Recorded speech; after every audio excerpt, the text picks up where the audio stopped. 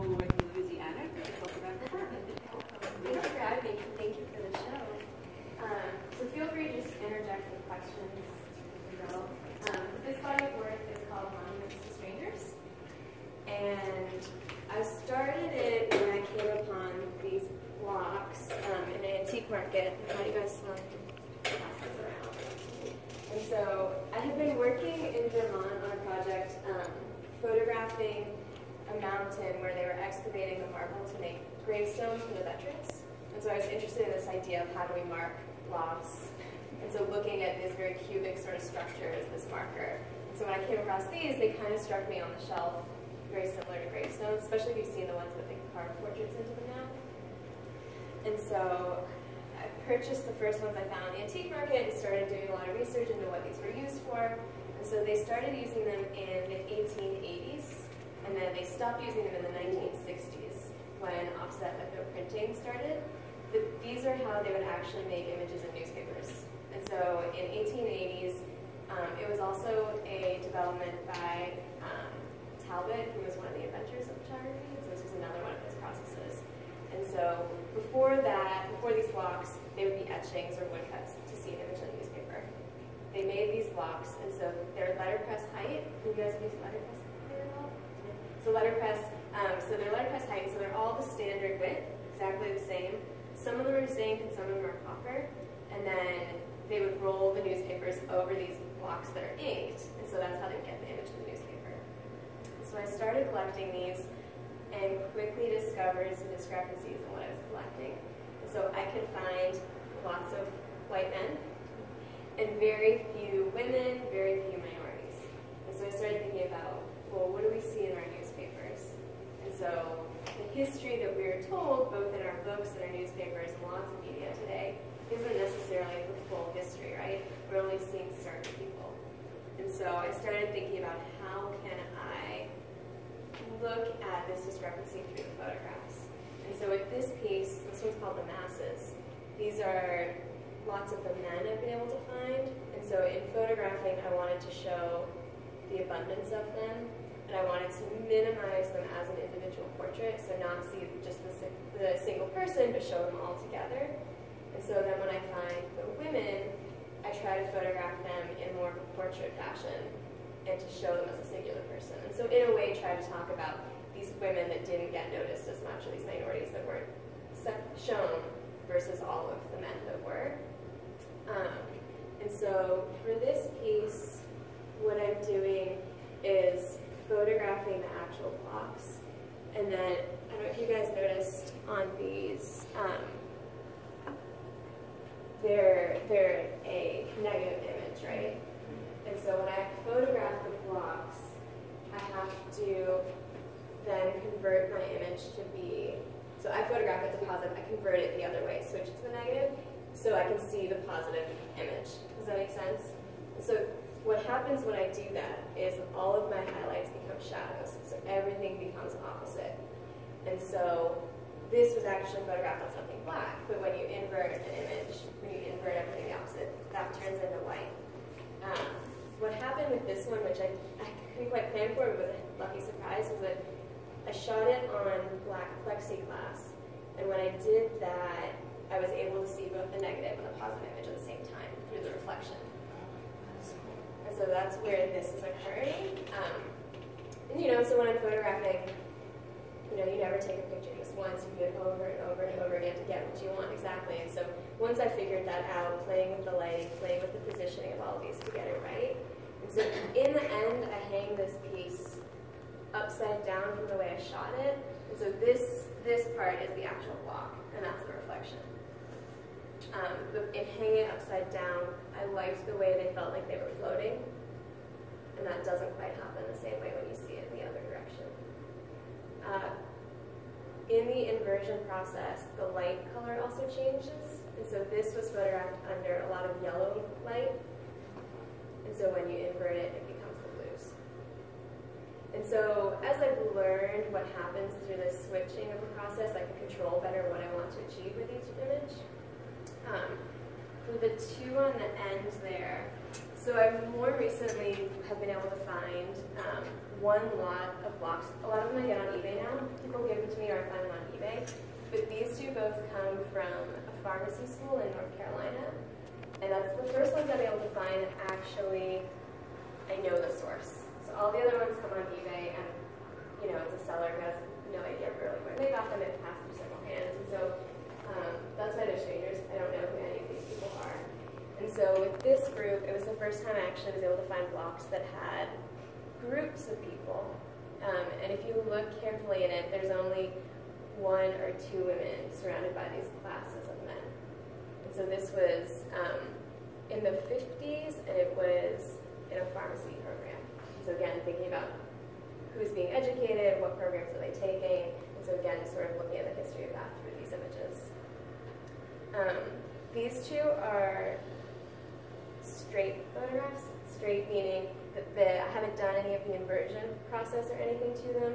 What's happening is just through the way I'm lighting it, is that you're seeing that description of the surface.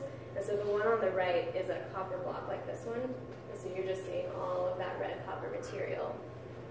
And you can see all the numbers engraved into each of them. And so that was like a list of like who those people were. And so you're seeing the numbers backwards because again, the block is in reverse, right? And so that's just a straight photograph of that surface.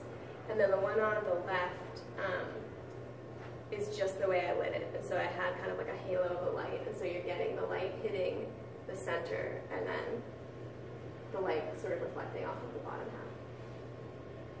So the pieces on the side, if you guys want to come down this way. Road trip. Road trip. Road trip.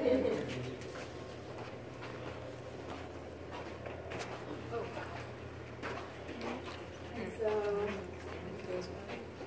these are some of the few women I've been able to find. And what I started doing with these ones was I wanted to find another way to present them that talked about like sort of their original format and sort of beyond just being a photograph of them, finding a way to differentiate them from the way I was working with these ones. And so what I was able to do was make actual prints of the blocks. And so in these ones, it's a cameraless process. And so what I have is a little mini press that I take into the darkroom. So I go into the darkroom, I ink my block before I go in the darkroom. Go in the darkroom, I'm using color film, and so color film, you can't have any light source, so even the red safe lights you see in black and white darkrooms, you can't use that. And so I'm in the complete and utter pitch black. And so I fumble my way through, this is already inked, I put it inside my press, and I make a print onto a sheet of color film. So it's a 4x5 sheet of color film. Make a print onto that film, pull off the block, and so the ink is sitting on the surface of the film. Because film's plastic base, it doesn't absorb it. And so then with that ink sitting on the film, I've made the print. I have a flash in the darkroom, and I expose that sheet of film with the ink on it. And so the ink is blocking the light on the film. And so then, once I've exposed it, I wash off that ink, and then I color process the sheet of film. Once I get that, I have the image on the film, and then I scan the film, and I can make a digital print. And so what you're seeing here is, this is the ink that's sitting on the surface of the film that's blocking the light. And so when you look close, you can see kind of like all the little legs that happen. And so those details are because it's plastic, so it's not absorbing any of this ink. And so with these ones, I really wanted to think about the original use, the way these blocks were used, and then how to show these portraits of women as singular. And so that's why they're printed big as well. I want you to really look at these as portraits of people, rather than sort of the ones with the blocks where you're looking at the objects a lot more. Do you guys have questions? How much of that is in the dark? How much of that process you just said? Most of it. Other than, so I make sure I ink the block before I go in the darkroom. Okay. And then once it's inked, so I'll have them all sort of lined up, inked, and ready, and then close the door, lights are off. And so I'm making the print, I'm exposing it, so the exposure is the light that happens, and then I'm washing it off and putting it into a tank, and then I can take the tank out to process the film. So the process of making them onto the film is the dark.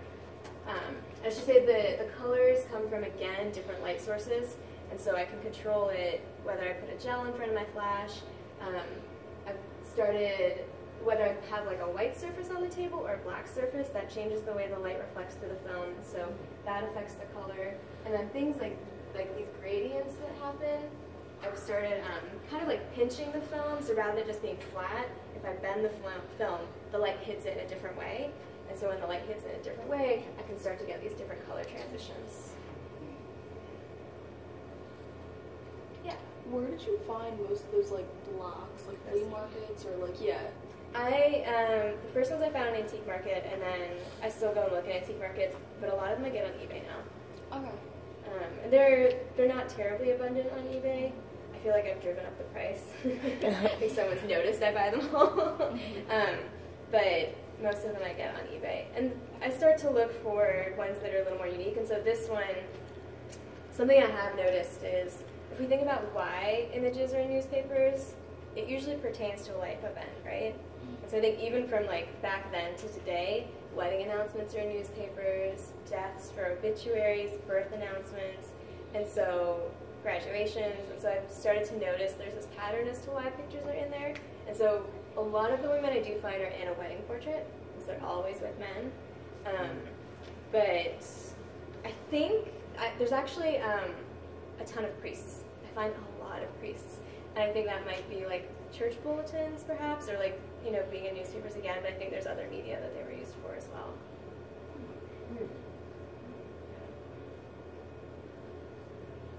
Considering you guys are all digital age, does everybody know what a negative looks like? A film negative? I should have brought the negative to show you guys. I didn't think about that. Yeah. Yeah. And so this one's photographed digitally. These two I did digital. These are cameraless, and then I do have a lot in this series too that I was working with a large format 4x5 camera. But I started to switch to some of the digital process so I could see quicker what was happening when I invert the file, and then I could say, okay, I don't like the light this way, and I could go back and do it faster. Whereas the film, typically I send my film to get developed in Rochester, and so it's a long turnaround process. Have you come across a block that somebody you knew or somebody was? I haven't. No, No, I've never. Names on any of them? There's one, I think, is there one more on the table over there?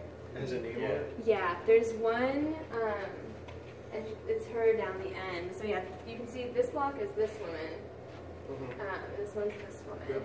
And so that one at the end, some of them This do is the have name on it. typeset. This one I think Yeah. is the name of the bottom. These ones have typeset along the bottom, Right. and so there is a few names attached to them. But nobody's ever come up. That's my great-grandmother. That hasn't Or happened yet. grandfather. That has not happened yet. I like the imprint on the side. Mm-hmm. On the, See the wood on these ones, yeah, and see the details. There's some too I've made where like sometimes I've never been able to really decipher the writing on the backs of them. It's in some of the photographs I've made, pictures of these. There's about 35 pictures in this series, so it's kind of like a smaller grouping of the work. And I should say for these ones too, I leave the size of the image relative to what the block is to the sheet of film.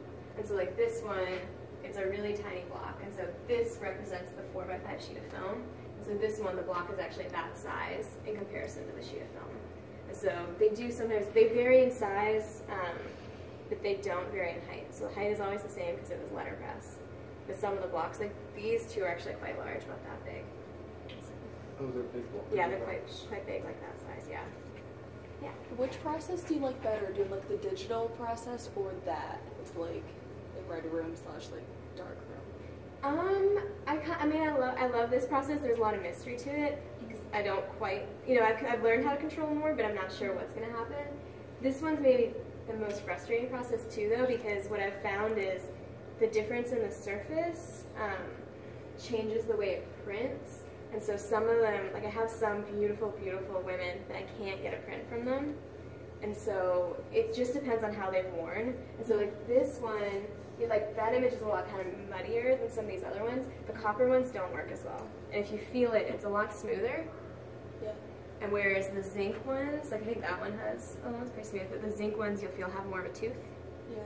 And so the ones that have a bigger tooth on them tend to pull a better print. But I recently was at a conference, and there's a new process I'm curious to try, about using your phones, putting them inside the enlarger in the darkroom, and that will project the image down onto your sheet of paper or your film. And so I'm curious that if the women that I can't get to print very well, if I make a good photograph of it, if I can then put it on my phone and project it on a sheet of film and try and get the same result. So I'm going to try that soon. Because there's some I have that are so wonderful, but like this process, I can't get it to work. So, yeah. It's all problem solving. So is it the process really delicate? Like you can't, once you print it, you can't smear it? Yeah, there's definitely some. That's my finger smearing the ink. So there's definitely some where it's like I've been like, and I accidentally get my finger in it because it's pitch black. Right. So that's definitely a lot of like being careful. And most of these I've made like at least 10 prints trying to get the right one. And sometimes you ink it and it doesn't make a complete print in the way. So it's a lot of trial and error.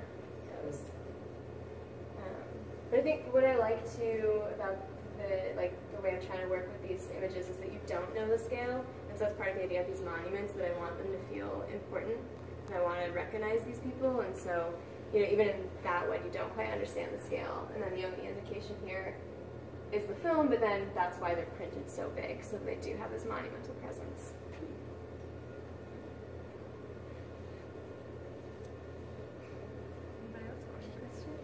Doesn't have to be about the work. You can throw me the Louisiana questions. Their Popeye's chicken's better. She also lived in Texas. I did live in Texas for 2 years. Everybody went quiet. That's it? No more questions? What do you guys think about the work? It's really cool. I like Amazing.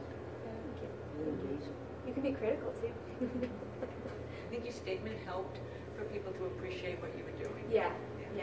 I think it's hard to understand and even write and describe a lot of the process, and then I think the installation's really particular to me, and so wanting to talk about this discrepancy about who we're seeing, and so making sure I can show this in a separate sort of space than that, or at least have them in conversation, and so trying to get across these ideas about representation in it. Is anybody surprised that there were so many more males in the newspaper than females? No. It's something we should think about, right? Like when we look at newspapers or any media, it's like that's the history being shown, but who's excluded from it? There's a lot of people excluded from history. It's like the art history text that had to get more culturally balanced, but they did all the cultural balance by putting them in little segments in the text, little boxes now. Yep. It's not integrated. Yeah, absolutely. Okay, perfect. Thank you very much.